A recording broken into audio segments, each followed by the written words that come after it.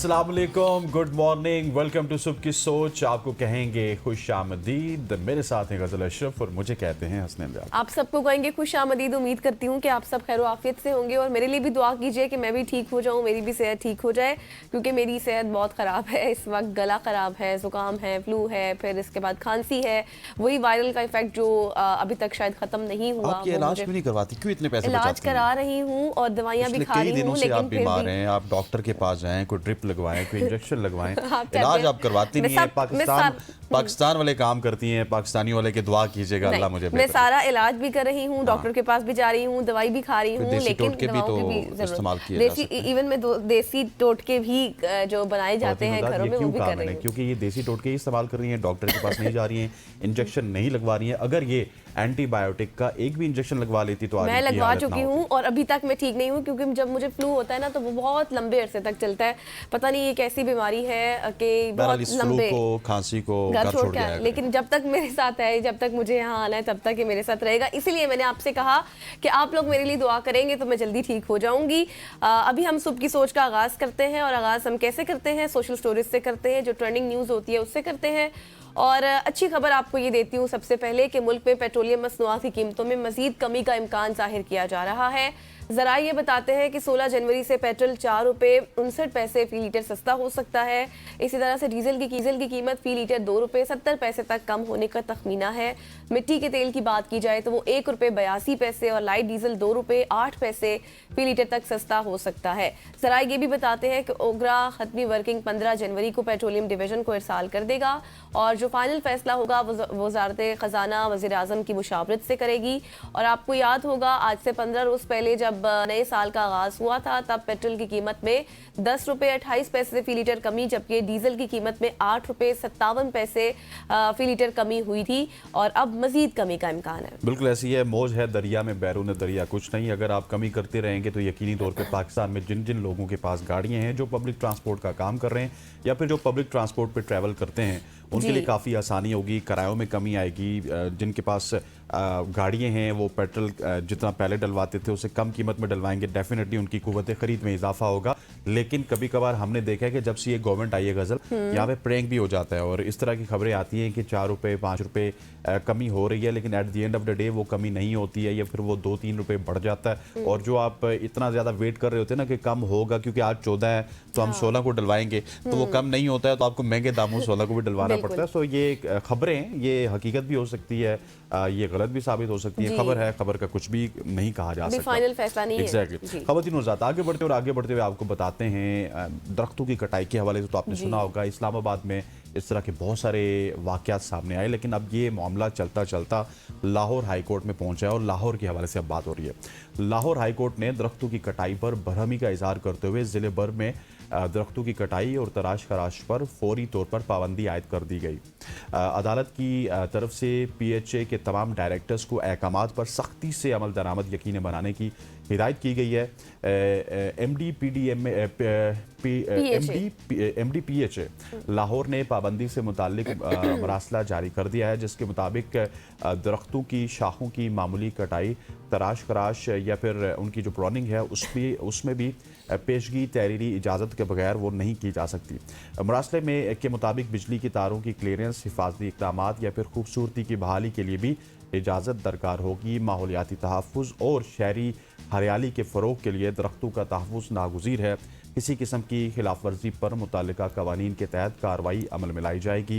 ये मुरासला horticulture agency Lahore के तमाम डायरेक्टर्स को, प्रोजेक्ट डायरेक्टर्स को और इंचार्ज जितने भी हैं उनको ये जारी कर दिया गया, और उम्मीद है कि इसके ऊपर अब उसी तरह से अमल दरामद होगा जिस तरह से किसी भी कोर्ट के किसी डिसीजन के ऊपर पाकिस्तान में होता है। जी, मरकज़ में भी यही सूरत हाल हो जाती तो बेहतर होता। जो जंगली शहतूत की बात की जा रही थी, सिर्फ उसको काट दिया जाता, बाकी सबको दरख्तों को ना काटा जाता तो बेहतर होता।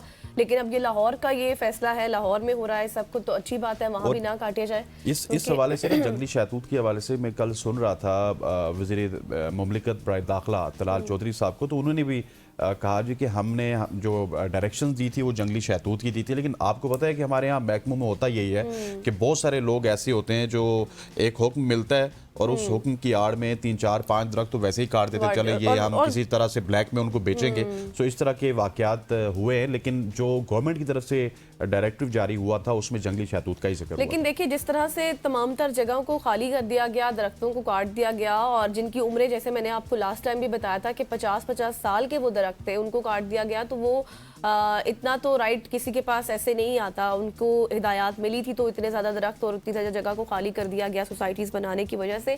बट लेट्स सी, आपको पता है कि दरख्त काटने के हवाले से कितने ज़्यादा मसाइल हो जाते हैं। ये सिर्फ ना सिर्फ हमारी ज़मीन, ना हमारी सेहत, बल्कि हमारे माहौल के लिए कितने ज़्यादा इंपॉर्टेंट है। ये जितनी बीमारियाँ हमें हो रही हैं, क्लाइमेट चेंज आप देख रहे हैं, जितने डिजास्टर्स हो रहे हैं, ये सब कुछ इसी वजह से हो रहा है क्योंकि हम इन चीज़ों की हिफाजत नहीं करते। आज मैं मेकअप रूम में थी तो एक बड़ी अच्छी बात हो रही थी। वो लड़की कह रही थी मेकअप आर्टिस्ट, जी वहाँ पे भी अच्छी बात जी अच्छी बात होती है। वो कह रही थी जब हम छोटे होते थे तो हमें कहा जाता था तब दरख्त लगाएं, अब हम बड़े हो गए हैं तो अब उन दरख्तों को काटा जा रहा है। तो बात बड़ी वैलिड है कि जिस तरह से पहले शुरू से एक सबक हमें मिलता था कि हमें दरख्त लगाने चाहिए, ये कितने ज्यादा इंपॉर्टेंट है हमारे लिए। अभी भी जो हमें इतनी ज्यादा हमें अक्लमंदी आ रही है ना, वो इस वजह से भी आ रही है। एक तो सर्दियों का मौसम है, हम देख रहे हैं कि पहले स्मोक या फिर फॉग पूरे पंजाब में होता था, अब वो चलता चलता आपको इस्लामाबाद और रावलपिंडी भी नजर आ रहा है। तो बहुत सारे लोग ऐसे हैं जिन्होंने इस हवाले से आवाज बुलंद की है कि ताकि आवाज ऐवान बाला तक पहुंचे और ये जो दरख्तों की कटाई हो रही है इसको किस तरह से रोका शायद हम इतने एक्सपर्ट नहीं हैं क्लाइमेट चेंज के हवाले से, हमें इतनी इन्फॉर्मेशन नहीं होगी, लेकिन जिन लोगों के साथ हम उठते बैठते हैं या बातचीत करते हैं जो एक्सपर्ट हैं इन चीज़ों में, वो बताते हैं कि ये माहौल के लिए कितना ज़्यादा खतरनाक हो सकते हैं। आगे बढ़ते हैं जी और आपको बताते हैं पाकिस्तान में कितना ज़्यादा टैलेंट है। पाकिस्तान टैलेंट के हवाले से ज़रख़ीज़ मुल्क है और हर शुबा हाय ज़िंदगी में आए रोज़ बासलाहियत अफराद अपना टैलेंट सामने लेकर आ रहे हैं। पाकिस्तानी नौजवान ना सिर्फ मुल्की बल्कि दुनिया के कई ममालिक में भी अपनी सलाहियतों का लोहा मनवा रहे हैं। ऐसे ही university of engineering and technology की बासलाहियत नौजवान तालिबा के एक ग्रुप ने मुल्क का पहला AI वकील तैयार कर लिया है, जिसको माहिरीन मुल्क में एक इनकलाबी इजाद भी कह रहे हैं। और ये AI वकील कानूनी शोबे में जिद्दत और रफ्तार की नई मिसाल कायम करेगा। बतौर लीगल असिस्टेंट काम करेगा। वुकला ऐप में तफसीलात देकर सिर्फ एक क्लिक पर केस की दस्तावेजात तैयार कर सकेगा। मसनूई जहानत के वकील मॉड्यूल के जरिए क़याम पाकिस्तान यानी कि 1947 से लेकर 2025 तक के मुल्की अदालती फैसलों और कवानीन की बुनियाद पर दुरुस्त और जामे कानूनी जवाबात हासिल भी कर सकेंगे। और इस सहूलत से पुराने डेटाबेस और महीनों की रिसर्च की ज़रूरत ख़त्म हो जाएगी। इसके साथ अदालतों में केसेस के इल्तवा के मसाइल में भी कमी आएगी। फिर हफ्तों का काम मिनटों में मुकम्मल हो जाएगा। इसी तरह से माहिरीन ये भी बता रहे हैं कि ये मकामी कवानीन पर मबनी टेक्नोलॉजी नौजवान मुकला को बाइख्तियार बनाने के साथ साथ इंसाफ की फरहमी, शफाफियत और अवामी एतमाद को मजबूत बनाने की जानिब भी एक अहम पेशरफ्त है। अच्छा, जब आप ये स्टोरी पढ़ रही थी तो मेरे दिमाग में ये सवाल आया कि ये PTI का होगा या नून लीग का होगा?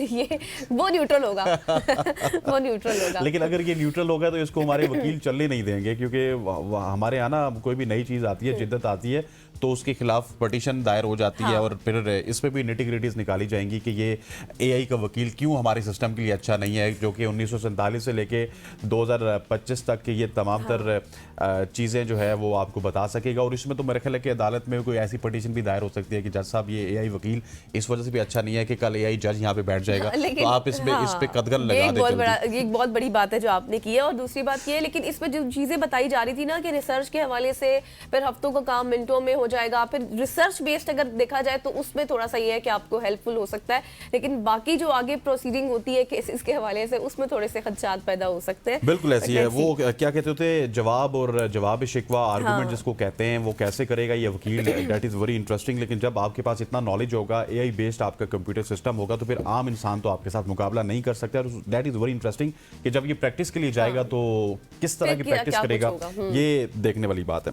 खवातीन वज़ात, आगे बढ़ते हैं और आगे बढ़ते हुए आपको दुनिया से कुछ खबरें शामिल करते हैं। अब अमेरिकी सदर डोनाल्ड ट्रंप ने ईरान में जारी हुकूमत मुखालिफ एहतजाजात के दौरान पहली बार ईरानी अवाम के नाम बराह रास्त पैगाम जारी किया।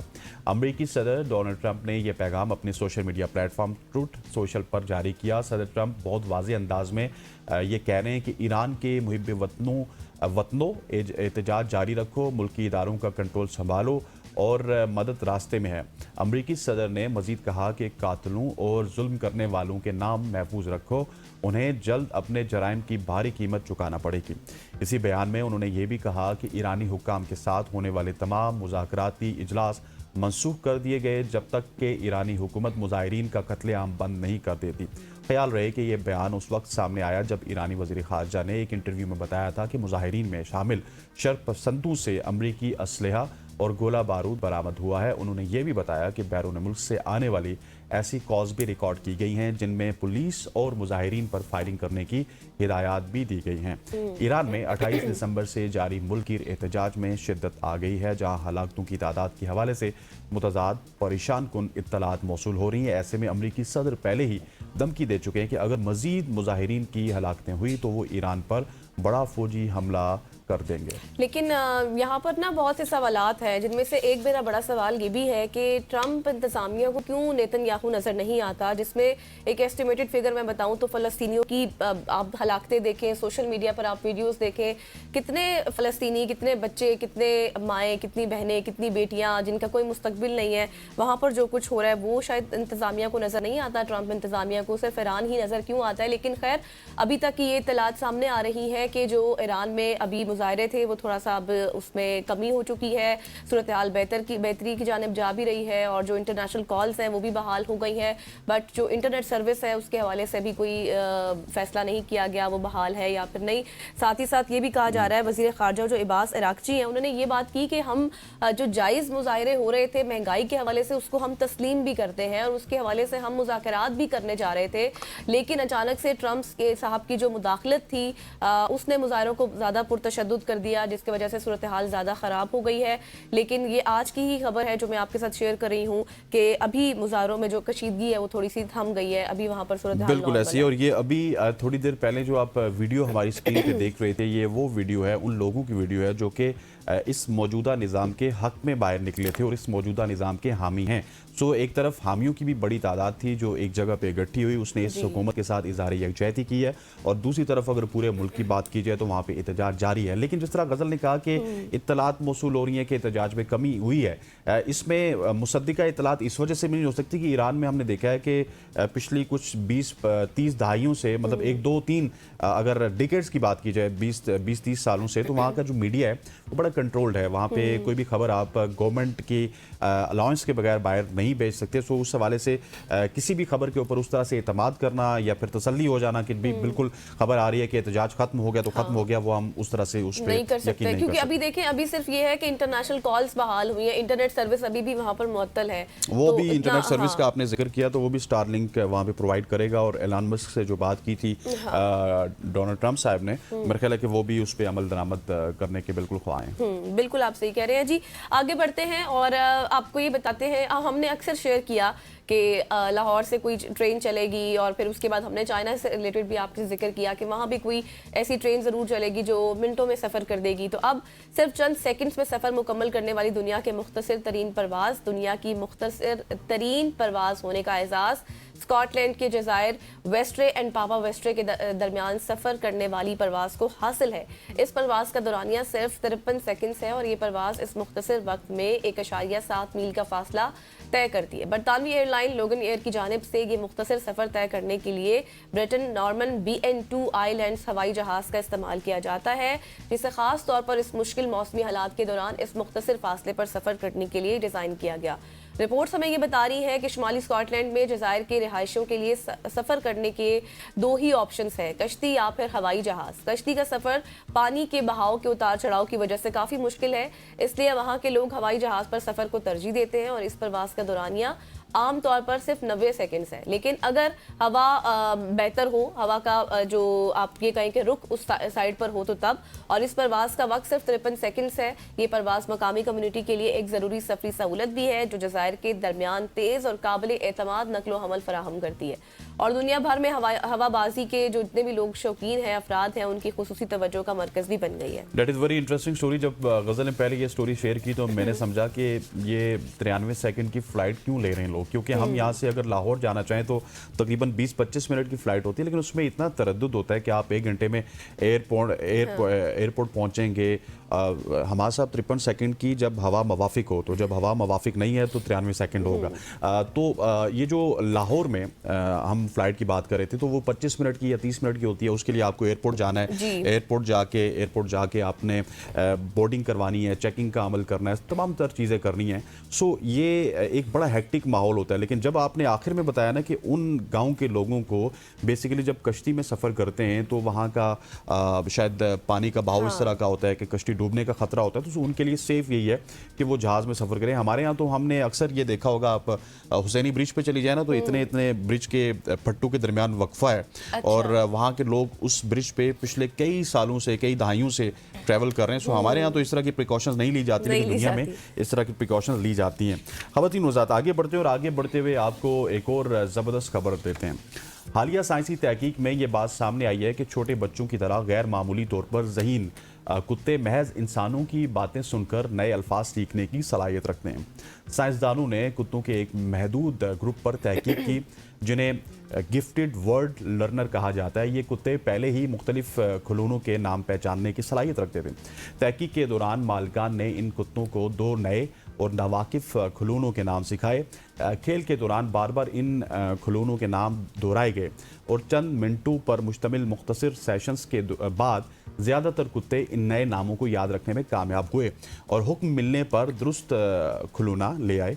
असल इम्तिहान उस वक्त शुरू हुआ जब कुत्तों को बराह रास्त मुखातिब नहीं किया गया। मालिकान ने आपस में आम गुफ्तगू के दौरान खिलौनों के नाम इस्तेमाल किए और जानबूझकर कुत्तों से किसी भी किस्म के राब्ते से गुरेज किया, जबकि इस दौरान कुत्तों को भी हिफाजती गेट्स के पीछे या फिर अपने बिस्तरों पर रखा गया ताकि वो खिलौनों तक ना पहुंच सकें। इन हालात के बावजूद 10 में से 7 कुत्तों ने बाद में दुरुस्त खिलौने का इंतखाब किया, जिससे साबित हुआ कि उन्होंने महज गुफ्तगू सुनकर अल्फाज सीख लिए थे। तहकीक में शामिल ये गैर मामूली सलाहियत के हामिल कुत्ते मुख्तलिफ नस्लों से ताल्लुक़ रखते हैं। ये हर हफ्ते कई खिलौनों के नाम सीख लेते हैं और उन्हें बरसों तक याद रखते हैं।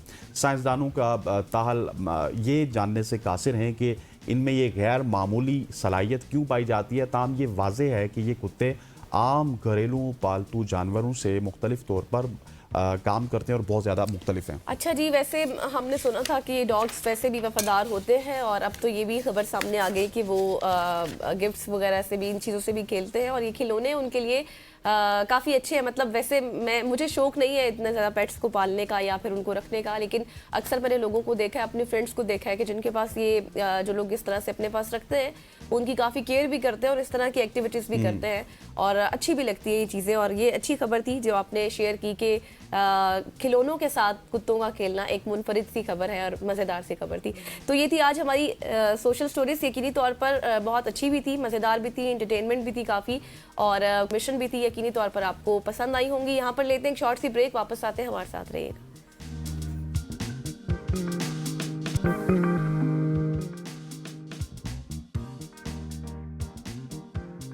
Welcome back after the break. और आज के प्रोग्राम में हमारे साथ एक निहायत मोतबर, हमा जहत और आलमी सतह पर पाकिस्तान की नुमाइंदगी करने वाली शख्सियत मौजूद हैं, जिन्होंने अदब, तहकीक, मीडिया और सफारतकारी के मैदान में पाकिस्तान का नर्म और मुस्बत तशख़्ख़ुस आप ये कह के उजागर करने के लिए अहम किरदार अदा किया। हमारे मेहमान गज़नफ़र हाशमी साहब हैं, जो एक मारूफ लिखारी हैं, शायर हैं, कॉलम निगार हैं, मुतरजिम हैं, मुहक्किक हैं और मीडिया पर्सन हैं और इस वक्त अमेरिका में वो मुकीम है, लेकिन आज हमारे साथ स्टूडियो मौजूद है। और वो international academy of letters USA के सदर और CEO भी हैं, जो एक गैर मुनाफा बख्श थिंक टैंक है और पाकिस्तान और अमेरिका के दरमियान अदब, फ़नून लतीफ़ा और सकाफ़त के ज़रिए पुल बनाने का काम कर रहे हैं ताकि दोनों ममालिक के अवाम के दरमियान बेहतर फ़हम, मुकालमा और दोस्ती को फ़रोग़ दिया जा सके। और आज हम उनसे पाकिस्तान के सॉफ्ट इमेज, जो सकाफती सफारतकारी है या फिर आलमी सतह पर पाकिस्तान के बयानिए और अमेरिका में पाकिस्तान का मुस्बत नुमाइंदगी करने के हवाले से पूछेंगे कि किस तरह से पाकिस्तान की इमेज बेहतर हो सकती है बिल्कुल ऐसी मज़ीद। है। और इसी के साथ गुलशन हाशमी साहब ना सिर्फ ये सब कुछ करते हैं, ये अदीब भी हैं, इनका जो बेसिक इंट्रोडक्शन है, ये शायर भी हैं, किताबें भी इन्होंने लिखी हैं, ना सिर्फ उर्दू में बल्कि इंग्लिश में भी इन्होंने किताबें लिखी रखी है। और इसके साथ साथ हमारे साथ भी इनका बड़ा ताल्लुक है। Is a media person. Sir, thank you so much for joining us. बहुत शुक्रिया बुलाने का। To have you here. जिस तरह से गज़ल ने अपने आखिर इंट्रो में कहा कि पाकिस्तान के सॉफ्ट इमेज के हवाले से आज हम बात करेंगे कि किस तरह से पाकिस्तान का जो सॉफ्ट इमेज है उसको दुनिया तक आप पहुंचा रहे हैं, और स्पेशली अमेरिका में रह के, टेक्सास में रह के किस तरह से ये तमाम तर आपकी जो मूवमेंट है ये आप चला रहे हैं। देखिए, यहाँ पे जो हुकूमतें हैं वो अपना काम करती हैं। Yes. हुकूमतों की सफारतकारी, उसके अपने प्रोटोकॉल्स और अपने जो रूल्स हैं वो चलता रहता है। कभी ताल्लुकात अच्छे होंगे, कभी बहुत अच्छे होंगे, कभी बहुत अच्छे नहीं होंगे, कभी रूटीन के होंगे। लेकिन जो चीज़ चलती रहती है या जो चीज़ पायदार है, या जो कंसिस्टेंसी जिसमें ज़्यादा हम रिजल्ट्स ले सकते हैं, उसे हम अवामी सफारतकारी कहते हैं। इसे पब्लिक डिप्लोमेसी का नाम देते हैं, उसे हम कल्चरल डिप्लोमेसी का भी नाम देते हैं, मैं उसे लिटरेचर डिप्लोमेसी भी कहता हूँ। सो वो जो है वो चलती रहनी चाहिए। वो उसका तरीका ये है कि हमें डायलॉग करने चाहिए, हमें लिटरेचर पे, हमें आर्ट पे, हमें कल्चर पे, और हमें जो एक दूसरे के जो लोग हैं उनकी जो कॉमन इंटरेस्ट्स हैं उनको सामने लाना चाहिए। तो वो काम जो है हमारा इदारा करता है। और वो उसके दो पार्ट हैं। एक है पब्लिक डिप्लोमेसी का, जिसमें हम हर साल वाशिंगटन डीसी में एनुअल पाकिस्तान कॉन्फ्रेंस करते हैं। वाशिंगटन डायलॉग के नाम से भी एक इवेंट होता है, जिसमें हम सिर्फ पाकिस्तान पे फोकस करते हैं, पाकिस्तान की इकॉनमी पे, पाकिस्तान अमेरिका रिलेशंस पे, इसी तरह इन्वेस्टमेंट पे, और जो दूसरे चीज़ें हैं जिनमें डायस्पोरा जो है, पाकिस्तान डायस्पोरा जो वहाँ रह रहा है, उनका रोल क्या बनता है। तो पाकिस्तान की बेहतरी के लिए हम क्या कर सकते हैं। तो उसमें डिप्लोमेट्स आते हैं, उसमें एम्बेसडर्स होते हैं, उसमें थिंकर्स, एनालिस्ट और थिंक टैंक के लोग और एजुकेशनिस्ट जो यूनिवर्सिटीज़ के वो आते हैं। तो वो पूरे दिन की एक एक्टिविटी होती है।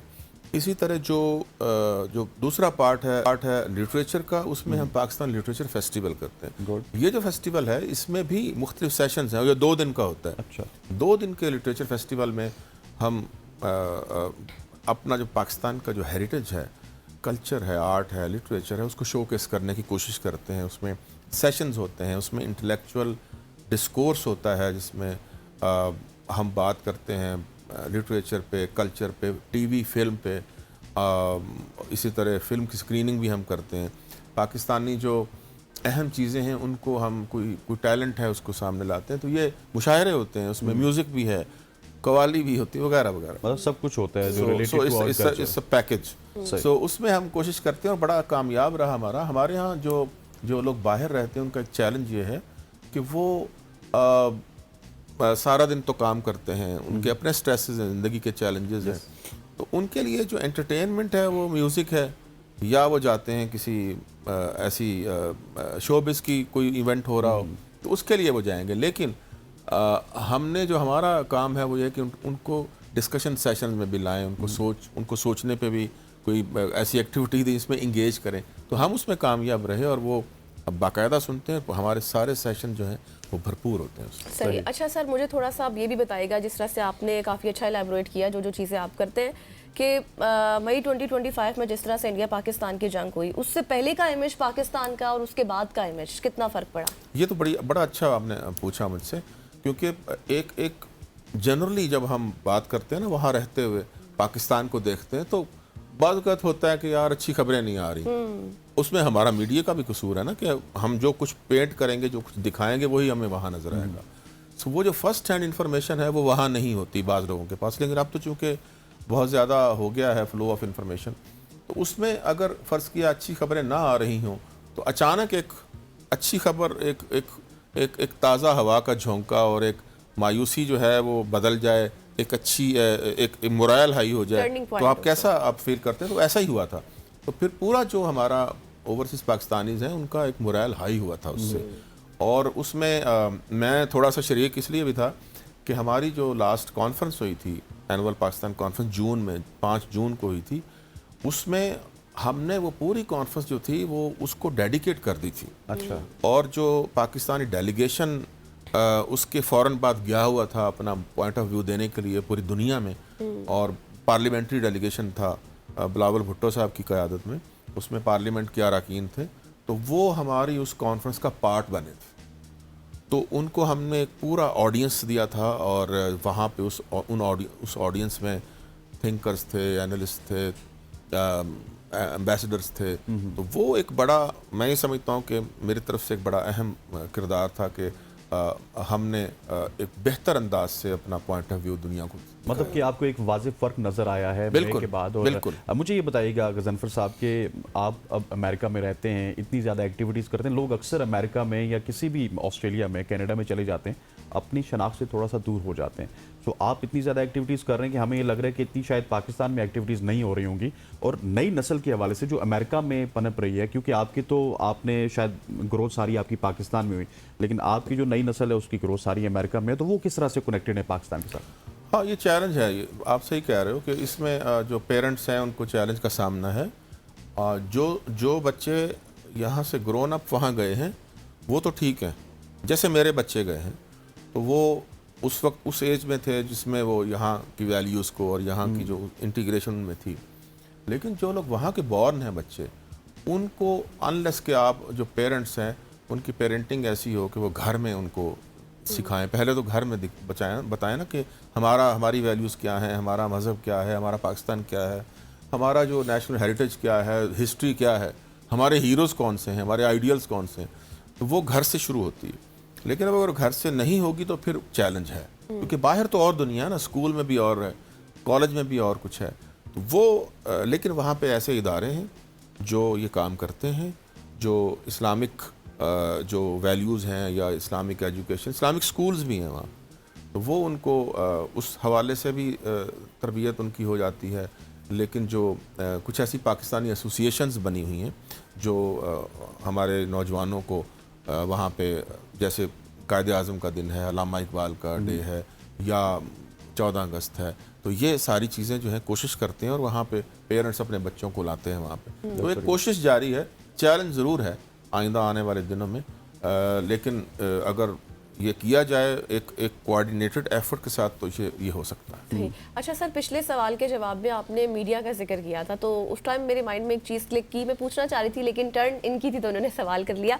मुझे ये बताइएगा, जब हम सॉफ्ट इमेज की बात करते हैं तो उस तनाजुर में आप सोशल मीडिया का किरदार किस हद तक देखते हैं? हाँ, वो उस पर वो डिबेटेबल है, इसलिए कि सोशल मीडिया जो है, हम लोग जो है ना, एक ये जो एज है ये है पोस्ट मॉडर्निज्म के बाद पोस्ट ट्रूथ, यस, यह एज है। हिजान की कैफियत जी, है। उसमें हिजान है, उसमें इंतशार है, उसमें फेक चीज़ें हैं। आप जो पोस्ट ट्रूथ है उसमें यह है कि आप वो चीज़ें देखना चाहते हैं जो आप चाहते हैं, फैक्ट्स नहीं आप देखना चाहते, तो उसमें फेक न्यूज़ का एक भरमार है। अच्छा। आपके पास वक्त ही नहीं है कि आप उसको सिफ्ट कर सकें, उसको आप एनालाइज कर सकें। एक आम आदमी कैसे देखेगा कि ये सही है या गलत है? तो उसने जो सुना है, जो बंदा बोल रहा है, मोबाइल पे आपने खोला है तो वो बोलना शुरू हो गया है, तो वो दूसरे बंदे के जहन पे कुछ ना कुछ असर तो जाएगा। बिल्कुल। ऐसे मौके पे सोशल मीडिया में ऐसी चीज़ें आनी चाहिए, ऐसा कंटेंट आना चाहिए जो कि फैक्ट्स की बुनियाद पे हो और लोगों को ऑब्जेक्टिवली उसको एनालिसिस दे, ताकि लोग इधर उधर ना हो।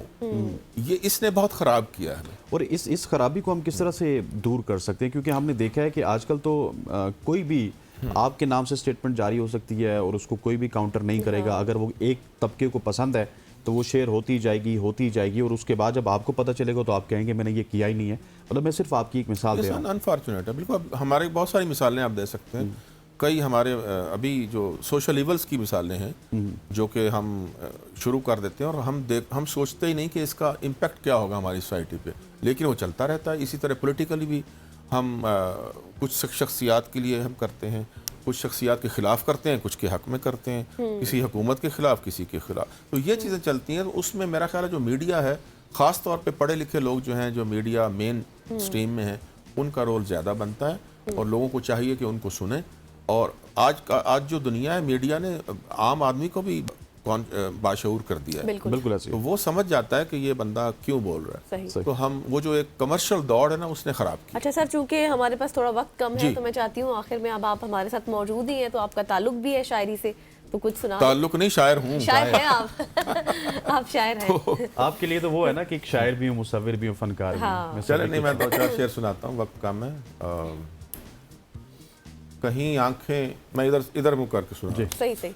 कहीं आंखें कहीं चेहरा हमारा, पड़ा है हर तरफ मलबा हमारा, खड़े हैं कश्तियां लेकर किनारे, जहां ले जाए अब दरिया हमारा, बज़ाहिर हुक्मरानी है तुम्हारी, दिलों पर है मगर कब्जा हमारा, तुम्हारा नाम लिख लेते हैं जिस पर, बहुत चलता है वो सिक्का हमारा, रिहा होना समझते हैं जिसे हम, बदल जाता है बस पिंजरा हमारा, बहुत बदले दरो दीवार लेकिन, बदलता ही नहीं नक्शा हमारा, उसे कहना कि लौट आए किसी दिन, खुला रहता है दरवाज़ा हमारा। क्या बात है सर, क्या खुला बात रहता है। है दरवाज़ा हमारा। गजनफर साहब, thank you so much for joining अस। ख़वातीन हज़रात, गजनफर हाशमी साहब की गुफ्तगू आपने मुलाहिज़ा की। यहाँ पे वक्त हो जाता है एक शॉर्ट सी कमर्शियल ब्रेक का। ब्रेक लेते हैं, वापस आते हैं, हमारे साथ रहिए।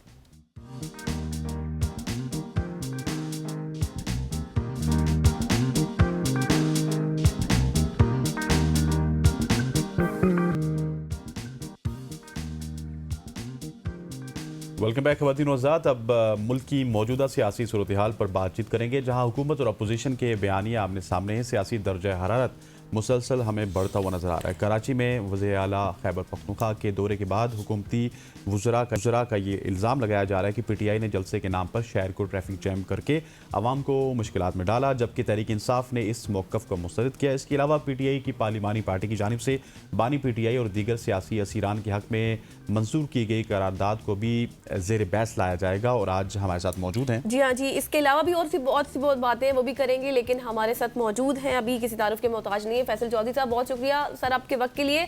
जो चीज़ें हसनैन ने जिक्र की अपने इंट्रो में वो तो अपनी जगह मौजूद है, उन पर भी बात करेंगे, लेकिन मैं चाहती हूँ हम स्टार्ट यहाँ से करें। एक बहुत बड़ा मसला था जो अपोजिशन लीडर के हवाले से, अब चाहे वो तो हल होता हुआ नजर आ रहा है। महमूद खान अचकजई के हवाले से उनका नाम आ गया है, लेकिन अब बात ये हो रही है कि उनके आने के बाद एक फॉरवर्ड ब्लॉक बनेगा। आपको लगता है कोई सियासी दर्जा हरारत कम होगा? देखिए, अपोजिशन लीडर के बगैर तो अवान मुकम्मल नहीं होता। सो पार्लियामेंट या हाउस को मुकम्मल करने के लिए अपोजिशन लीडर का तकर्र तो हो जाना चाहिए था। और महमूद खान अचकजई को क्योंकि अपोजिशन की मेजोरिटी की तायद हासिल है, जी। सो उनको जो है वो अपोजिशन लीडर उन्होंने नॉमिनेट सबने, तो उनको फिर तो बना देना चाहिए।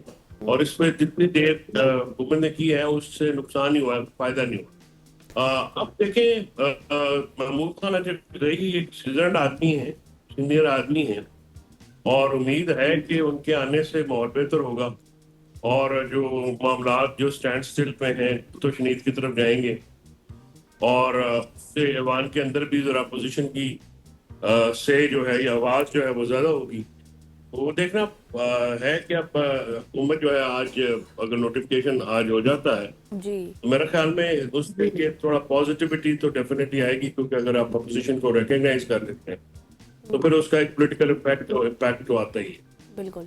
अच्छा चोई साहब, ये जैसा भी निज़ाम है, अब इसको 2 साल मुकम्मल होने वाले हैं। पहले अली अमीन गंडापुर साहब थे जिन्होंने एहतजाज किया, अब सोहेल अफरीदी साहब हैं, he is a chief executive of KPK, लेकिन अनफॉर्चुनेटली हम देखते हैं कि वो कभी पंजाब जाते हैं, कभी KPK जाते हैं। ये तनकीद आ रही है कि वो सूबे पे कब उस तरह से ध्यान देंगे, सूबे के काम कब करेंगे। सो आपको इनके दौरों से क्या कुछ अच्छी उम्मीद है, और सूबे के हवाले से अब कुछ करना चाहिए सोहेल अफरीदी साहब को, क्या मशवरा देंगे आप? तनकीद तो खैर वो वैसे ही होती रहती है। इशू ये है कि वो चीफ एग्जीक्यूटिव है, उन्होंने अपनी पार्टी भी तो मुतारिक करनी है।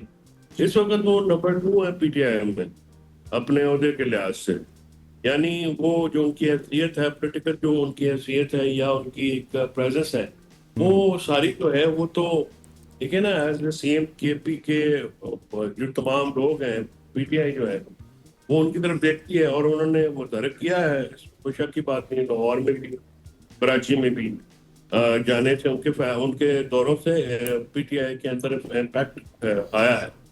अब जो सूबाई अगर वहां से कुछ प्रॉब्लम नहीं आ रही या वहां से कुछ शिकायत नहीं आ रही तो बाकी तो हिले बहाने हैं। असल में केपी में गवर्नेंस के मसले से ज्यादा इम्पोर्टेंट दहशतगर्दी का मसला है, जिसमें वफाकी हुकूमत जो है और लाइन है और बाकी तमाम पार्टी इवन वफाकी हुकूमतों की में मौजूद पार्टियों की जो प्रोविंशियल चैप्टर हैं उनकी और लाइन है।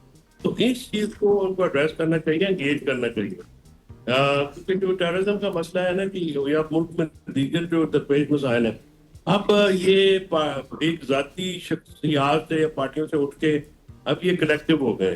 लेकिन मुल्क में मैशत नहीं चल रही, गवर्नेंस नहीं हो रही, लॉ एंड ऑर्डर का मसला है, लोगों किसान परेशान है, कारखानेदार परेशान है, जिम्मेदार परेशान है, दुकानदार परेशान है, तनख्वाहदार तबका जो है खासकर वो बहुत ज्यादा इफेक्ट हुआ है। तो इस सारी चीज को एड्रेस करने के लिए तो पॉलिटिकल टेम्परेचर तो स्टेबल करना पड़ेगा और जाहिर है वो हुकूमत ही कर सकती है।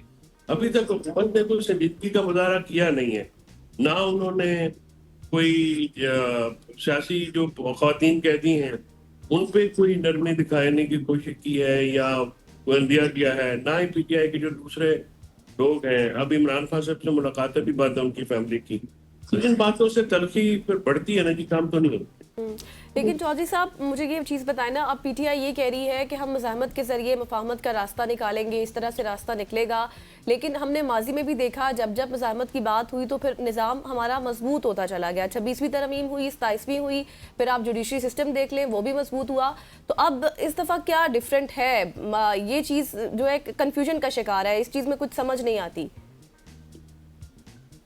देखिए, जो पीटीआई का जो स्ट्रेटजी है मैं उससे बुनियादी तौर पे तो एग्री नहीं करता, क्योंकि आपसे मज़ाहमत देखिए ना, या तो फिर आप इस तरह के हजारों बंदे अगर अडाला के पार भी जमा हो जाए 10-12 हजार, ज्यादा भी नहीं मैं कह रहा, तो भी आपका काम बन जाता है। आप एक गवर्नमेंट पे प्रेशर आता है, गवर्नमेंट पे ऊपर इस वक्त कोई प्रेशर नहीं है, ना एस्टैब्लिशमेंट के ऊपर ना हुकूमत के ऊपर। उससे आपको सियासत करनी पड़ेगी। जैसे अभी सुहेल खान का जो कराची का विजिट था, उसके बाद 3 दिन देखे उन्होंने उनको वेलकम किया, वो प्रोटोकॉल दिया, वो उनके आने जाने की जो था। अगर आखिरी दिन कोई बदमज़गी हुई है तो हमें समझना चाहिए ना कि मुल्क में आइडियल सिचुएशन नहीं है सियासत। तो जो उन्होंने किया, अपने गिवन जो स्पेस है उसमें उन्होंने किया, आपकी स्पेस जितनी अवेलेबल है उसमें आप पॉलिटिक्स करें और अपनी अपनी स्पेस को बढ़ाते जाएं Aahista Aahista.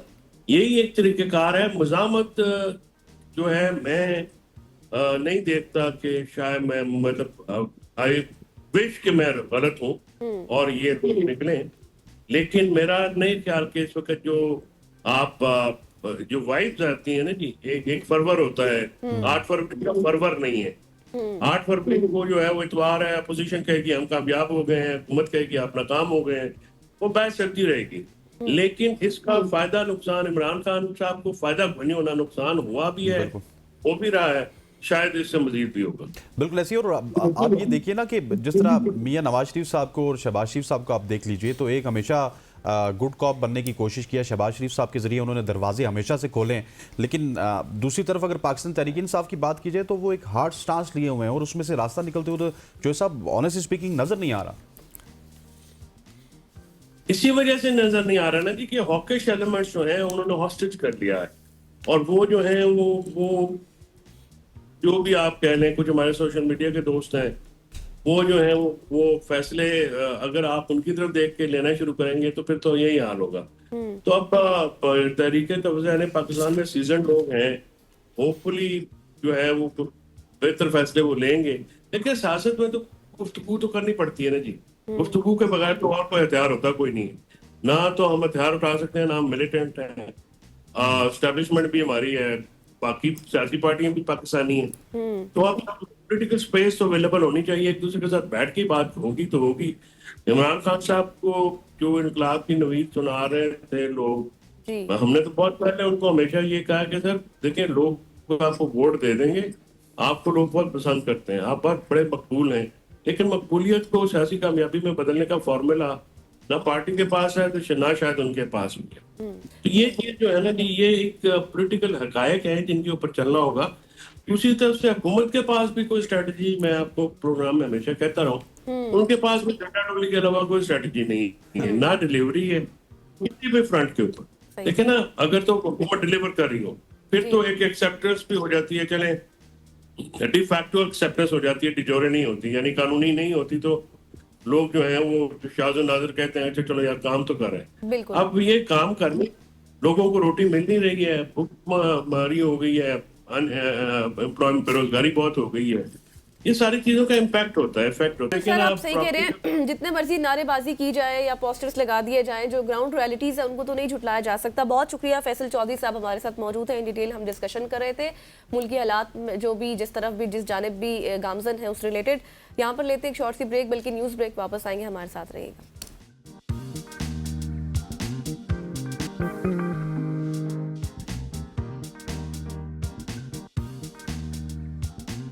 Welcome back after the break. और नाज़रीन आज हमारे साथ बहुत ही ज़बरदस्त मेहमान मौजूद है, इससे पहले भी आपने देखे और अब भी, क्योंकि अब हमारे साथ मौजूद है आसिफ महमूद खान साहब, जो साबिक पाकिस्तान नेवी सील बैनुल-अक़वामी ट्रेनर और एयरबॉर्न एक्सपर्टीज़ के बानी और CEO हैं।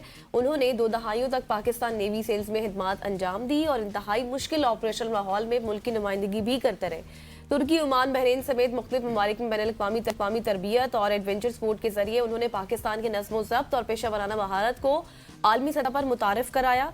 और आज वो नौजवानों की क़यादत और किरदार साजी और इसके साथ साथ आप ये कहे कि महफूज एडवेंचर ट्रेनिंग के जरिए पाकिस्तान का मुस्बत इमेज भी उजागर कर रहे हैं। बिल्कुल ऐसे। और हमारे साथ आसिफ महमूद खान साहब मौजूद है। Asif, thank you so much for joining अस। देखा कि जो नेवी सील में होता है या किसी भी और जगह से रिटायर होता है, उसके बाद वो आराम की ज़िंदगी गुजारना चाहते हैं और कहते हैं कि हम चिल करेंगे और अपनी फैमिली के साथ ज़िंदगी गुजारेंगे। लेकिन आपकी स्टोरी थोड़ी सी डिफरेंट है। आपने कहा नहीं, मैं वहाँ पे भी माशाल्लाह से खतरों का खिलाड़ी था और यहाँ पे भी खतरों के खिलाड़ी बने और पाकिस्तान का मस्बत जो इमेज है वो पूरी दुनिया में आप फैला रहे हैं। इस पूरे सफ़र के हवाले से हमें बताइएगा कि इस तरफ किस तरह आना हुआ आपका।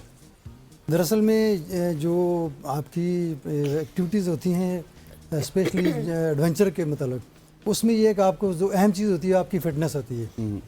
आप फिट हैं तो आप कोई भी काम कर सकते हैं। तो शुरू से ही अल्हम्दुलिल्लाह इसमें नेवी सील में थे, वहाँ पे डाइविंग का कोर्स किया, उसके बाद स्काई डाइविंग किया, फिर एयरबोर्न की एक्सरसाइजेज वगैरह, इस तरह के करते करते फिर काफ़ी जो है ना वो इसमें एक्सपर्टीज़ आ गई। तो अल्हम्दुलिल्लाह रिटायरमेंट के बाद फिर इसी शोबे को ज्वाइन किया। अभी वाटर एक्टिविटी के साथ साथ पैराग्लाइडिंग जो है स्पेशली वो करा रहे हैं पाकिस्तान के अंदर। 1986 से ये चल रही है, लेकिन कोई उस तरह से हम लोग अपने आगे नहीं पहुंचा सके इसको, क्योंकि यूथ उसमें नहीं है। और अभी इंशाल्लाह कोशिश है, काफ़ी हमारी PHB जो हमारी बॉडीज़ है वो सजाद शाह साहब हैं, वो काफ़ी इसमें मेहनत भी कर रहे हैं। तो यूथ की कमी आपको क्यों नजर आती है? इसमें सबसे बड़ी वजह रुकावट क्या है? इसमें रुकावट ये है कि लोग इस तरफ आते नहीं है। अब जो देखता है बंदा वो कहता है जी ये कोई बहुत मुश्किल काम है, हालांकि ये बहुत आसान काम है। अच्छा। ये सेम इस तरह से जिस तरह आप पानी में स्विमिंग करते हैं और ये हवा में स्विमिंग है, इसमें और कुछ भी नहीं, मतलब कोई डिफ़िकल्टी कोई ऐसी चीज़ नहीं है। अब ये लोग बोलते हैं ये पैराशूट, आप ये देखें कि खुदा न खास्ता जब कोई एयरक्राफ्ट क्रैश हो रहा होता है तो वाहिद चीज़ होती है पायलट को जो बचाती है वो पैराशूट होता है। बिल्कुल, पैराशूट इतनी सेफ चीज़ है, लेकिन ये है कि इसको फिर हैंडल आप करना जानते हो कि खुद से नहीं ऐसे आप पैराशूट उठाएं और बोले जी मैं जाके जंप करता हूँ। ये इंस्ट्रक्टर से आप जो है ना ट्रेनिंग हासिल करें और उस ट्रेनिंग के बाद आप करें। और बड़ा ये अभी पूरी दुनिया से लोग आते हैं यहाँ पे आके वो रिकॉर्ड बना के जा रहे हैं। हुंजा में, चित्राल में, तो पिछले साल हम लोग भी गए थे और अल्हम्दुलिल्लाह मैं पाकिस्तान का पहला बंदा हूँ जिसने 5800 मीटर हाइट जो है ना गेन की है दैट्स वेरी हुंजा के अंदर। आसिफ साहब मुझे ये बताइएगा, क्योंकि आपका ताल्लुक सील से है और वहाँ पे आप सी के भी एक्सपर्ट हैं, एयर के भी एक्सपर्ट होते हैं, लैंड के भी एक्सपर्ट होते हैं, दैट्स गिव्स यू कॉन्फिडेंस कि आप जिस भी फील्ड में जाएंगे वो सब कुछ कर सकते हैं। क्योंकि जिसने सील किया है या कोई SSG कमांडो है तो वो बड़े लिमिटेड लोग होते हैं और बड़े कम लोग उसमें सक्सीड कर सकते हैं। यस, बिल्कुल ऐसा ही है। दरअसल में इसमें देखो 3 चीज़ें आ जाती हैं, सी, एयर और लैंड। ठीक है, आप सी के भी एक्सपर्ट होते हैं क्योंकि सी में जो हमारी ट्रेनिंग होती है उसमें 40 किलोमीटर की हमारी जो स्विमिंग होती है, तो ये ओपन सी में होती है, मतलब किसी स्विमिंग पूल में या पॉन्ड में नहीं होती। तो 40 किलोमीटर आपने मुसलसल जी करनी जी है। जी मुसलसल करनी होती है। इसमें साथ साथ सेफ्टी बोर्ड चल रही होती हैं तो वो बंदों को देख रही होती हैं। इसमें नाइट्स ऑपरेशन होते हैं, ठीक है, वो क्रीक्स के अंदर जाके मुख्तलिफ जगहों पे। फिर उसके बाद स्कूबा डाइविंग है, आप जो है मुख्तलिफ एरियाज़ में डाइव करते हैं, मुख्तलिफ सीज़ में जाके डाइव करते हैं, तो उसमें मतलब पानी की आपको एक्सपर्टीज़ आ गई। उसके बाद आप अगर एयर के आ जाते हैं, एयर के अंदर आपका मेन जो चीज़ होती है वो स्काई डाइविंग होती है, वो अल्हम्दुलिल्लाह मैंने की है 23 मार्च पे जंप भी किए हुए हैं, तो उसमें आपकी भी एक्सपर्टीज़ आ जाती है। तीसरी चीज़ है आपकी लैंड में नेविगेशन है, वो आर्मी के साथ हम लोग कोर्स करते हैं जो कमांडो कोर्स होते हैं, तो वो लैंड उसमें जो पहाड़ भी आ जाते हैं, रेगिस्तान भी आ जाते हैं मुख्तलिफ, वो तकरीबन ये समझें कि डेली हमें एक दिन में तकरीबन 50 से 60 किलोमीटर की लेग्स करनी होती है। अच्छा, मुझे और मुख्तलिफ गजल areas को आप में ये भी बताइएगा, नेविगेशन इज क्वाइट इंटरेस्टिंग। जी, ये navigation हम जब भी किसी से सुनते हैं ना तो नेविगेशन के कोर्स के हवाले से काफ़ी ज़्यादा दास्तानें होती हैं। ये बताइएगा ये कितना इंटरेस्टिंग होता है और किस तरह से आप ये तमाम तर चीज़ें नेविगेट करते हैं? नेविगेशन में ये जो लैंड नेविगेशन होती है उसमें आपके पास मैप होता है, अच्छा। तो मैप के मुताबिक जो है ना आपको टारगेट दिया जाता है कि जी आपने यहाँ से इतने किलोमीटर दूर जाना है, और वहाँ पे उन्होंने कोई ख़ास जगह होती है जहाँ पे कुछ चीज़ें दबाई होती हैं, अच्छा। तो वो जाके आपने सॉर्ट आउट करनी है, या वहाँ पे जाके कोई अटैक करना है, जो मतलब अगर कमांडो कोर्स कर रहे हैं तो वहाँ पे हमारे अपने ही आगे बंदे होते हैं जो कैंपिंग की होती है, एक किस्म का मतलब एक विलेज आबाद होता है, उसमें से हमने जाके वो टारगेट करना होता है, हमें जो टारगेट दिया जाता है उस जगह पे जाके हमने रेकी करनी होती है, फिर हमारी मेन टीम आती है वहाँ जाके एवोकेट करना है जो भी चीज़। तो ये नेविगेशन जो है ना इस तरह से, और पानी की जो नेविगेशन होती है वो थोड़ी सी मुख्तलिफ होती है क्योंकि आपके पास लैंड रेफरेंसेस नहीं होते, वो फिर GPS के पास उसके साथ जाना पड़ता है, या फिर अगर नाइट है तो आप सितारों की मदद से जाते हैं। अच्छा, हाँ जी, इसीलिए फिर शायद यूथ इस तरफ नहीं आती कि उनको ये चीजें मुश्किल नहीं लगती नहीं, ये चीज़ें मुश्किल इसलिए जो बंदा कोर्स कर रहा है उसका पानी का या इस तरह के, लेकिन जो आम एक बंदा है उसको तो हमने अटैक नहीं करवाना ना, उससे तो हमने ये कराना है कि उसने एंटरटेनमेंट करनी है, अपने आप को एक चीज़ सीखनी है। अभी जैसे स्विमिंग स्किल है, अगर बंदा सीखना चाह रहा है तो उसको हम स्विमिंग सिखाते हैं। अच्छा, ठीक है, बेस्ट उससे पैराग्लाइडिंग डैम- स्पोर्ट्स तो बताएं पाकिस्तान में इस वक्त कौन कौन से? पैराग्लाइडिंग में इस टाइम तकरीबन 250 लोग हैं जो कि लाइसेंस याफ्ता हैं, और उसमें भी कोई मेरे ख्याल में 50 लोग हैं जो कंटिन्यू इसको कर रहे हैं, बाकी कुछ लोग करके आगे पीछे निकल गए हैं। इसमें थोड़ा सा एक्सपेंस होता है क्योंकि आपने जब ट्रैवलिंग करनी है और आपका जो इक्विपमेंट है, इस टाइम अगर आपका एक नॉर्मल इक्विपमेंट उसके लिए चाहिए 15 से 20 लाख का, क्योंकि आपकी 2 पैराशूट होती हैं, एक मेन जो ग्लाइडर होता है और उसके साथ एक रिजर्व होती है। अगर खुदा न खास्ता किसी जगह पे आप ऐसी जगह चले गए कि जहाँ पे कोई आपके मेन शूट में कोई मसला आ गया, कुछ हो गया, क्योंकि विंड्स रिजर्व चल रही वाला आप होती लोग है, चला इसमें 2 चीज़ें होती हैं, एक थर्मलिंग होती है, एक सोरिंग होती है। अच्छा। सोरिंग ये है कि आप किसी पहाड़ी के ऊपर से कर रहे हैं, मतलब ये अगर हवा चल रही है तो यहाँ से अगर हम इसके ऊपर जाएंगे तो हम हाइट गेन करेंगे, और उसके बाद आगे आती है जब आपने ट्रैवलिंग करनी है लंबी, तो उसके लिए थर्मलिंग होती है, यानी कि पहाड़ी छोड़ के आप थर्मल पकड़ते हैं। थर्मल्स वो आपने देखा होगा, वो पानी के हवा के जिस तरह से ना वो गोल चल रहे होते हैं, कभी कभी ग्राउंड पे भी चलते हैं, तो उनके अंदर फिर घुसना पड़ता है, अच्छा, तो वो फिर आपको हाइट पकड़ाते हैं। सही हो गया। और मुझे आसिफ ये बताइएगा कि दुनिया जिस तरह चेंज हो रही है तो पाकिस्तान भी चेंज हो रहा है, हम थोड़े स्लो हो रहे हैं कि एकदम से हम इन एक्टिविटीज़ की तरफ गए। पहले तो वही होते थे पार्क में वो गोल गोल झूले लगे हुए हैं, अब जेट स्की भी हो रहा है, पैराग्लाइडिंग भी हो रही है। ये शौक किस हद तक आप पनपता हुआ देख रहे हैं, और फिर जो लोग ये करते हैं, मतलब जेट स्की कर रहे हैं, पैराग्लाइडिंग कर रहे हैं, या इवन पाकिस्तान में स्काई डाइविंग नहीं लेकिन बाहर जाके स्काई डाइव करते हैं, वो उसको प्रॉपर सीखते हैं और फिर एक्सपर्ट होने की भी कोशिश करते हैं? जी जी बिल्कुल है। अभी जो लेटेस्ट सिनेरियो चल रहा है इसमें थोड़ा सा एक है कि लोग सिर्फ वीडियो की हद तक रहते हैं, बोले जी मेरी अच्छी वीडियो बन जाए, तो मतलब इतना वो उसकी तरफ स्किल जो है ना वो सीखने की तरफ नहीं आते। तो मैं यूथ को ये बोलूँगा कि आप लोग इसको बेसिक से सीखें, स्किल सीखें, स्किल सीख के फिर आप, क्योंकि आप मास्टर हो गए जी एक चीज़ के, सपोज पैराग्लाइडिंग ही है तो इसमें जो इनिशली होता है वो हम उसको तकरीबन 20 से 25 दिन का कोर्स होता है। वो कोर्स करने के बाद फिर उसको मुख्तलिफ हाइट्स पे जाके फ्लाइंग कराते हैं।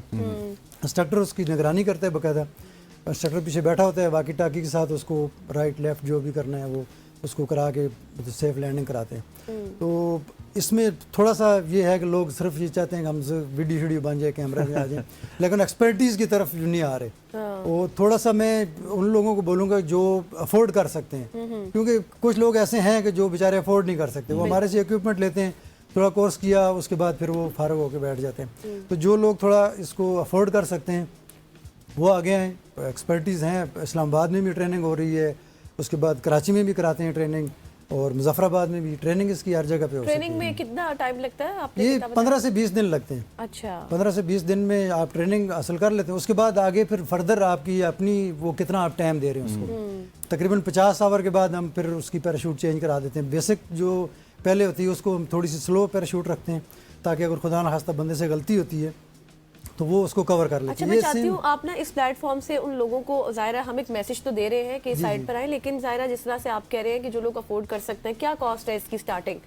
स्टार्टिंग कार्ड जो कोर्स की है तकरीबन 2 से 2.5 लाख रुपए आपके जो कोर्स में खर्च होते हैं। उसके बाद आपका अपना इक्विपमेंट है, वो आपने लेना है, वो यूज़ में 8 से 10 लाख का मिल जाता है। और थोड़ा सा अगर अपग्रेड लेना चाहते हैं वो 15 से 20 लाख का इक्विपमेंट आपको मिल जाता है।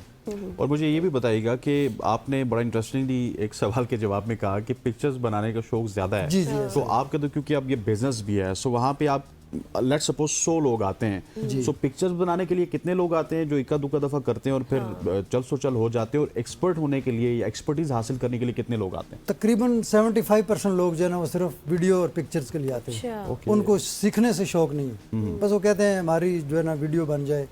और क्योंकि ये इसमें लर्निंग थोड़ी सी स्लो होती है, स्पेशली आप स्विमिंग आप देख लें, उसमें थोड़ा टाइम लगता है स्ट्रोक सीखने में। तो बस वो अगर जो डाइव करने आते हैं वो भी कहते हैं ये बस हमारी वीडियो बन जाए, साफ़ पानी में हमें डाइव करा दो, तो बाकी हमें उसकी इतनी ज़रूरत नहीं। और स्विमिंग सीखने में कितना स्विमिंग वक्त सीखने में तो 5% लोग सीखते हैं। अच्छा, हाँ, वो भी फिर अगर उनको बोलो जी कि 1 महीना लगेगा तो वो फिर बोलते हैं 1 महीना बहुत ज़्यादा है। मतलब कि स्विमिंग सीखने में महीना लगते हैं? कम से कम महीना लगता है, कम से कम। दैट इज मतलब क्योंकि आपने आपको सेफ रखना है ना। अब हर जगह पे तो इंस्ट्रक्टर साथ नहीं होगा ना। अगर आप स्विमिंग सीख रहे हैं और उसके बाद आप खुद अकेले कर रहे हैं अच्छा, तो उसके लिए आपको एटलीस्ट 1 महीना चाहिए होता है। सही। अच्छा, मुझे ये बताया आसिफ साहब कि ये जो पैराग्लाइडिंग है इसमें कोई खास फिटनेस लेवल भी होता है कि आपका इतनी आप फिट होने चाहिए या फिर हाँ, नहीं? नॉर्मल ये है कि ओवरवेट बंदा ना हो और कोई हार्ट डिजीज़ ना हो। अच्छा, क्योंकि इसमें कई दफ़ा ऐसे होता है कि आप जा रहे हैं और बड़ा हैवी थर्मल आता है, वो एकदम से आपको उठाता है ऊपर। अच्छा, जी जी, हाँ, तो वो उसके लिए थोड़ा सा जो है ना बंदा थोड़ा सा मेंटली और फिजिकली स्ट्रांग हो। ठीक हो गया, ठीक हो गया क्योंकि फिर सर, लैंडिंग भी कई दफ़ा होती है, हार्ड लैंडिंग हो जाती है, ठीक हो गया। तो बंदा इतना स्ट्रेंथ हो कि वो जरक बर्दाश्त कर सके। आसिफ साहब, आप आए तशरीफ लाए पैराग्लाइडिंग के हवाले से भी और डिफरेंट खेलों के हवाले से भी हम गुफ्तगू की। Thank you so much for joining अस। ख़वातीन व ज़ात यहाँ पे वक्त बचाते हैं, शॉर्ट सी कमर्शियल ब्रेक का ब्रेक लेते हैं, वापस आते हैं, हमारे साथ रहिए।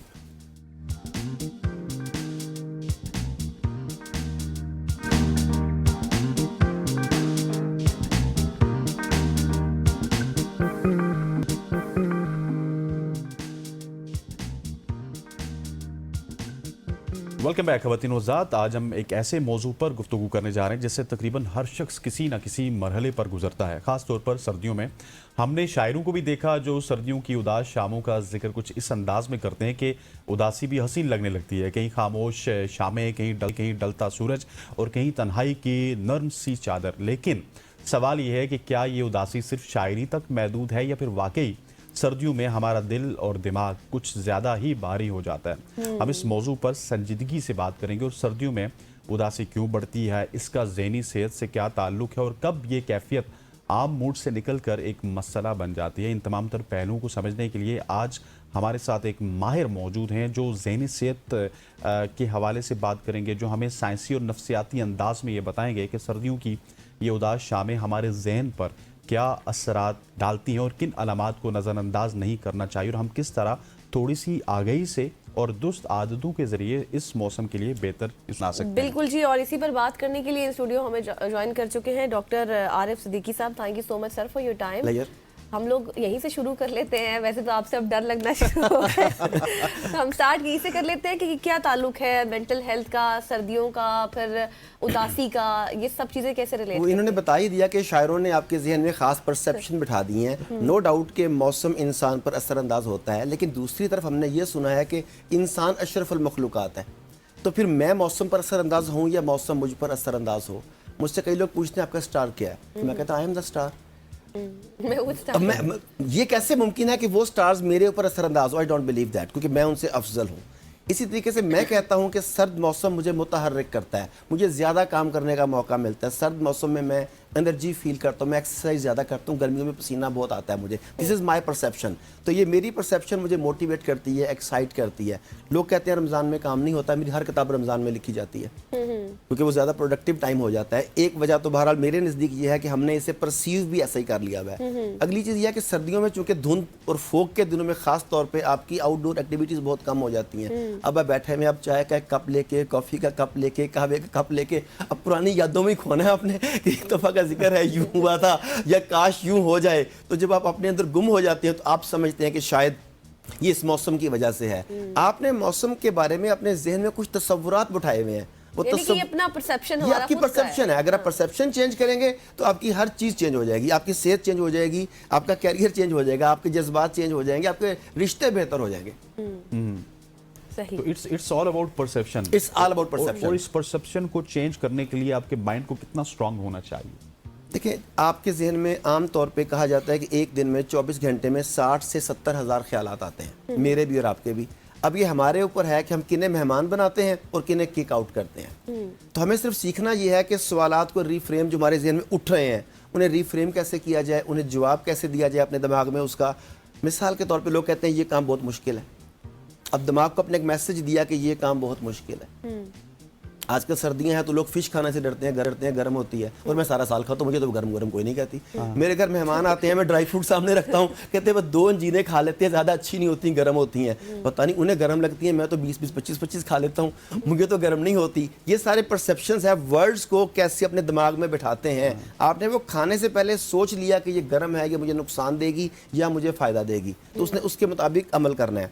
अगर आप मेडिसिन में देखें, खासतौर पर होम्योपैथिक में भी और एलोपैथी में भी प्लेसेबो इफेक्ट कहा जाता है। प्लेसेबो इफेक्ट क्या है? वो दवाई नहीं देते, वो दवाई ऐसी दवाई होती है जिसमें कुछ भी नहीं होता, लेकिन क्लाइंट या पेशेंट ये समझता है कि मुझे बड़ी हाई पोटेंसी की दवाई दी गई है, उसके पैसे भी काफ़ी लिए जाते हैं, ये बहुत महंगी दवाई है, तो उसके बहुत ज़्यादा पैसे वो प्लेसेबो इफेक्ट पैदा करते हैं कि शायद इससे मुझे आराम आएगा। और वो दवाई जिसमें कोई भी मेडिसिन नहीं थी, वो दवाई जिस्म में जाके एक्चुअली वो तब्दीलियाँ लेके आती है कि वो बंदा रिकवर करने लग जाता है।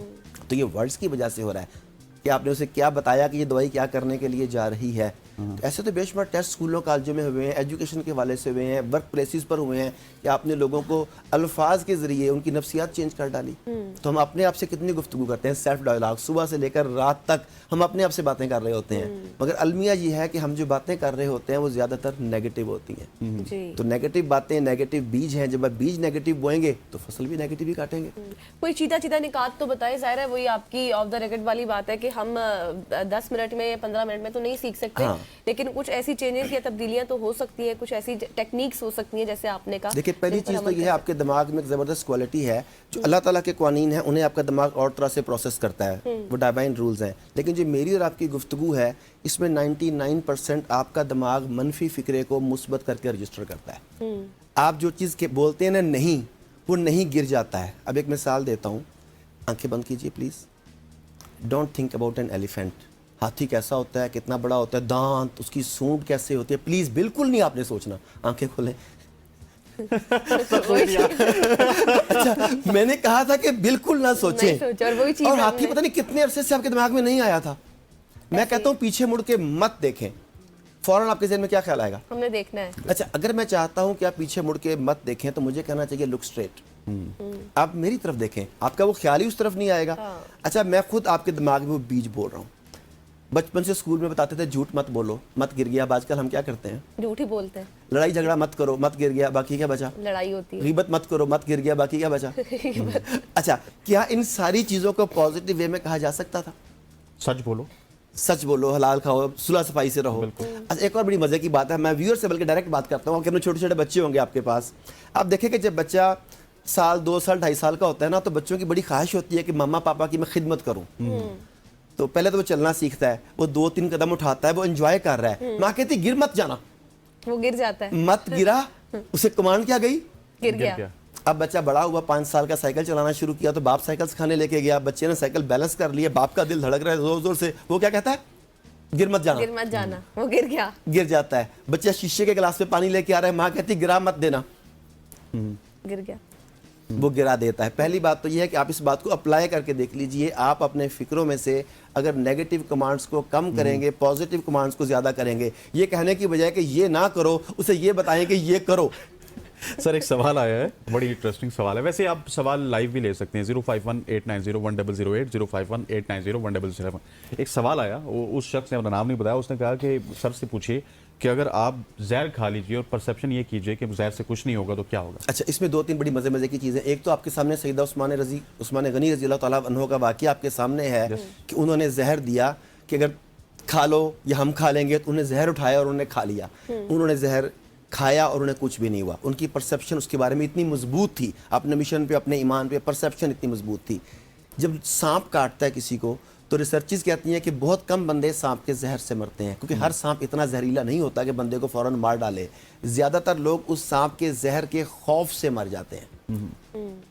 तो जहाँ पर बॉडी की लिमिटेशंस हैं वहाँ पर ज़ाहिर है बॉडी की लिमिटेशंस आएंगी, लेकिन बॉडी की लिमिटेशंस किस हद तक बढ़ जाती हैं, मिसाल देता हूँ बड़ी मज़े की। शुगर है, एक बंदे को शुगर हो गई है, तो जैसे ही हॉस्पिटल में जाता है, क्लिनिक में जाता है, वहाँ इतना बड़ा बोर्ड लगा हुआ है, शुगर एक जानलेवा मर्ज है। वो बंदा, इसका मतलब है मर गया।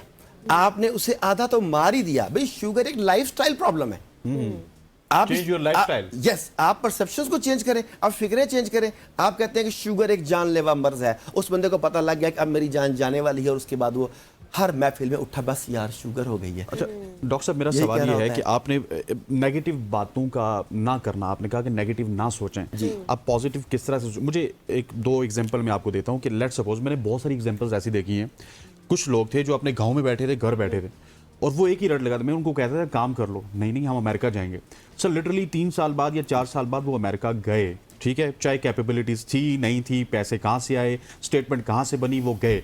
सो इसी तरह से हमने बहुत दफ़ा देखा है, बहुत सारे हमारे दोस्त होते हैं जो अपने कैरियर में एक्सेल करना चाहते हैं, लेकिन जब उनसे बात होती है, नहीं यार तू बताना क्या होगा, मुझे तो नहीं लगता मेरा कुछ होगा।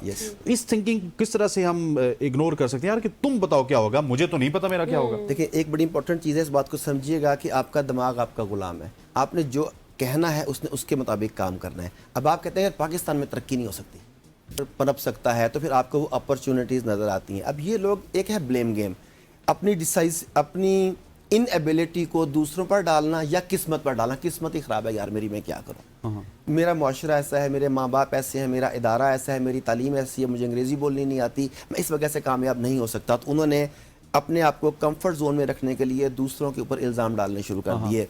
अब आपने ऐसा बारूद अपने अंदर भर दिया जिसने आपको फाड़ना ही फाड़ना है। अगर आप ये मान लें कि ये मेरी गलती है, मुझे अंग्रेज़ी नहीं आती, अगर आप ये मान लें कि मेरी तालीम में मेरी वजह से कमी है, तो फिर आप अपने आप को इम्प्रूव करने लगेंगे।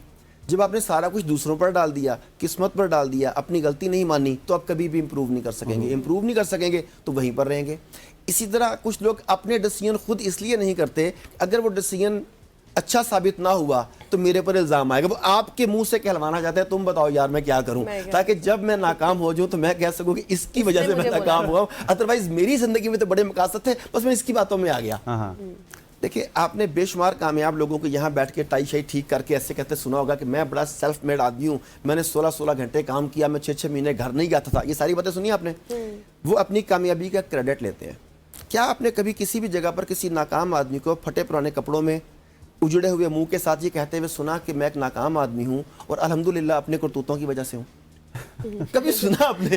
अच्छा, बात तो ठीक है। अगर कामयाब आदमी अपने अमाल के नतीजे की वजह से कामयाब है, अल्लाह का फजल शामिल हाल है, लेकिन उसने उसका अमल तो किया, और एक आदमी ने अमल नहीं किया तो वो नाकाम है। लेकिन नाकाम आदमी उसकी जस्टिफिकेशन जो है किस्मत पे डालेगा। ये जो बंदा था ना, ये जिसका नाम आरिफ सिद्दीकी था, इसने एक दफा इसकी वीडियो मैंने देखी थी ना, उसकी वजह से मैं नाकाम हो गया, हाँ, मैं बैठ गया। हाँ, बिल्कुल ऐसी ये हुआ। ना होता ना तो मैं आज कहीं CEO से होता, कहीं होता, फलाना बिल्कुल ये होता। Thank you so much Arif साहब। डॉक्टर साहब से ना हाँ, हमें एक इंशाल्लाह। वादा लेना है डॉक्टर साहब कि हम कुछ ऐसा प्लान करते हैं कि हम कुछ सेशंस कुछ करते हैं किसी therapies भी भी करें, टॉपिक sessions पे, करें। कि वो हफ्तावार आपके साथ हम करते रहे, 15-15 मिनट के, 20-20 मिनट के, ताकि वो एक चलती रहे, पूरा एक सेशन चलता रहे और आवाम जो सुनना चाहती है। जी, मैं महीने में ना 1 या 2 दफ़ा आता हूँ इस्लामाबाद। कुछ मुझे लाहौर में मसरूफियात में है, तो टाइप कर लें कि जब मैं लाहौर आता हूँ हम इसे कर लिया करें। इस्लामाबाद आते हैं। हाँ सॉरी, इस्लामाबाद। मुझे मैं ज़हनी तौर पे लाहौर जाना ना, मैं भी लाहौर में बैठा हुआ हूँ। हाँ, ठीक हो गया। Thank you so Thank much you so doctor much. Arif Siddiqui साहब हमारे साथ मौजूद थे और बहुत अच्छा लगा इनके साथ आज सेगमेंट करके।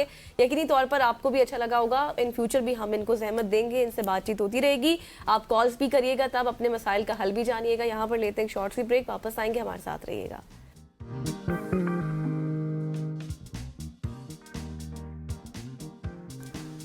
वेलकम बैक ख़वातीन व हज़रात।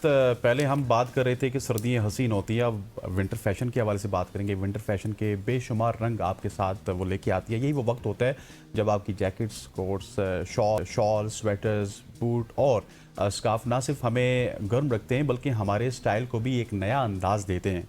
विंटर फैशन की ख़ास बात यह है कि इसमें कंफर्ट और स्टाइल दोनों को एक साथ लेकर चलना होता है, और चाहे बात हो रोज़मर्रा के लिबास की या फिर किसी ख़ास मौके पर। तो आज हम बात करेंगे कि इस मौके को, इस मौसम को किस तरह हम सादा मगर स्मार्ट ड्रेसिंग के ज़रिए अपना स्टाइल बेहतर बना सकते हैं, और कौन से रंग, कपड़े और लेयरिंग्स ट्रेंड जो कि विंटर में हम इस्तेमाल कर सकते हैं और अक्सियत को मज़ीद नुमाया बना सकते हैं, इस हवाले से हम बात करेंगे। जी हाँ, और इसी पर बात करने के लिए इन स्टूडियो हमें ज्वाइन कर चुकी हैं सहरिश रज़ा साहिबा, और इसके साथ लिशबा साहिबा ने हमें ज्वाइन कर लिया। और इन दोनों को आप पहले भी हमारे स्टूडियो में देख चुके होंगे, जिस तरह से ये रिसाइकिल बताती है कि आप कपड़ों को कर सकते हैं। लेकिन आज मैं आपसे सबसे पहले ये पूछूंगी, सहरिश मुझे ये बताएं, जब भी आप कोई एक पुराना कपड़ा देखती हैं या कोई भी इस तरह की चीज़ हो, तो उस पर सबसे पहले चीज़ आप क्या नोटिस करती हैं कि इस कपड़े में कितना पोटेंशियल है, या फिर उसके फ्लॉज पहले देखती हैं?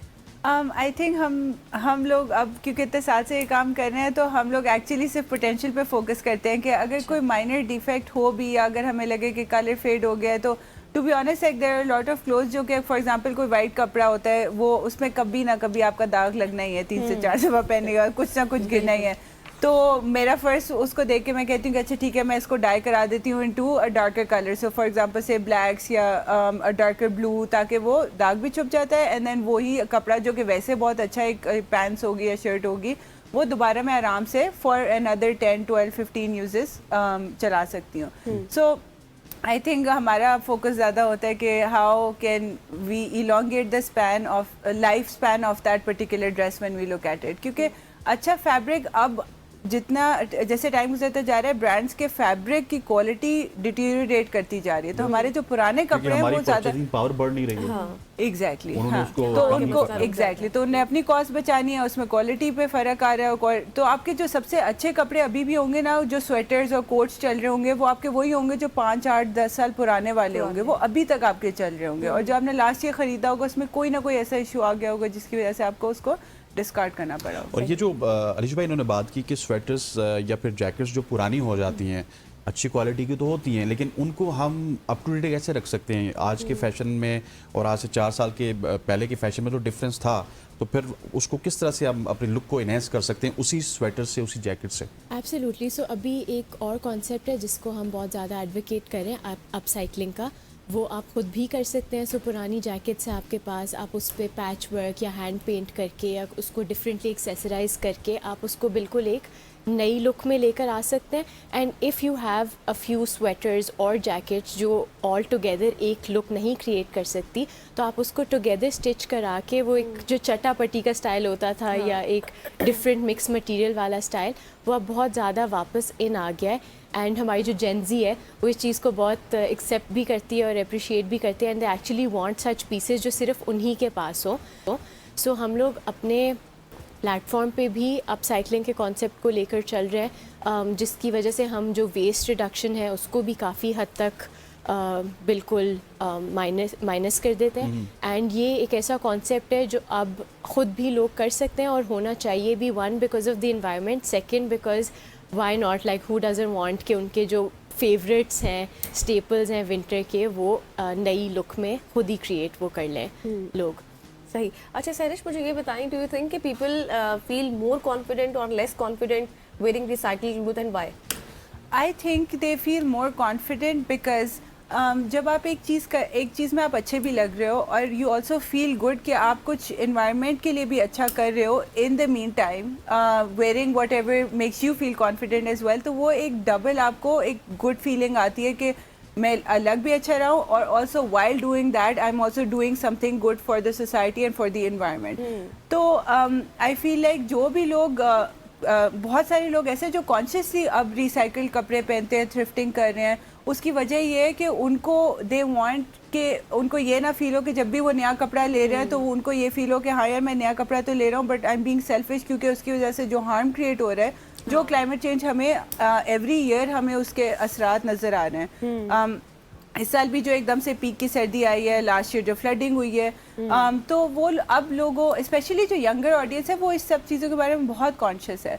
तो that's why I think people feel more confident और they feel good once they are doing. अच्छा अलिशा ने एक बात की जेंजिस के हवाले से। जी। अच्छा अक्सर हम देखते हैं if there is anything unique जो कि शख्स अंदर आए जिसने चप्पल के अंदर वाइट सॉक्स पहनी है तो हम कहेंगे यार ये जेंजी आ गया, ठीक है। सो जेंजिस को लेके ये जो फैशन की बात करी जो 4 साल पुराना है, so they are now talking about mix and match. वो इतना ज्यादा कॉन्शियस भी नहीं है, उनको 4 साल पुराना भी उसको अच्छे से पहन लेंगे। तो ये मिक्स एंड मैच कल्चर कब तक चलेगा और जब तक ये जेंजिस की ग्रोथ होती है ये चलता रहेगा? I think I tell you why, because Gen Z जितना मुझे उनकी साइकोलॉजी समझ आई है ना, वो ये कि उनको वो नहीं पहनना जो सब पहन रहे हैं। हमारी जनरेशन खुद जो को थी ना, unique रखना है। यस, तो हमारी जनरेशन थी, हम वो फैशन पहनते थे जो कि ब्रांड प्रमोट कर रहा है, कि अगर ब्रांड कह रहा है कि लंबी शर्ट्स फैशन में, तो हम पहनेंगे, चाहे हम पे अच्छी लगे बुरी लगे जो भी हो, राइट।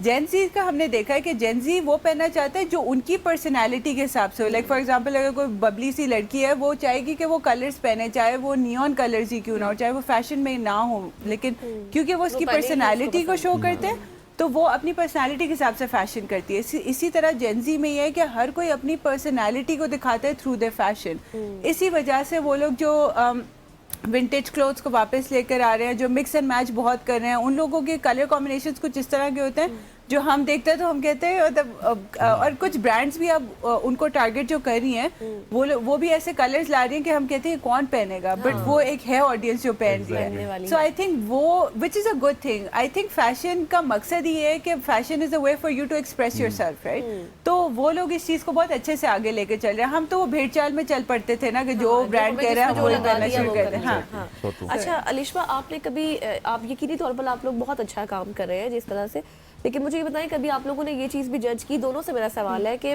लोग आपको इस तरह से जज करें कि रिसाइकिल करना कितना चीप सा लगता है, या फिर कोई क्रिटिसाइज वगैरह इस तरह, तो कैसे हैंडल करती है? हाँ, सो इनिशियली बहुत ज़्यादा होता था। Initially when we started with this concept, तो इवन प्री लव्ड का कॉन्सेप्ट भी बहुत लुक डाउन अपॉन था कि क्यों हम कोई गरीब हैं जो हम अपने कपड़े बेचें या हम प्री लव्ड लें।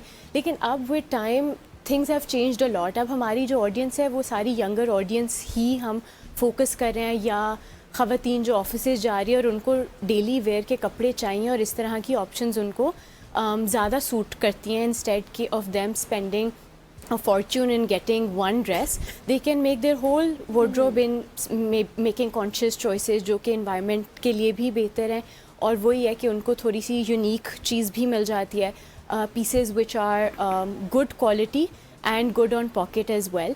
So इनिशियली लोग जज करते थे, बट अब उस चीज़ की एक्सेप्टेंस बहुत ज़्यादा हो गई है, because of one how expensive things have got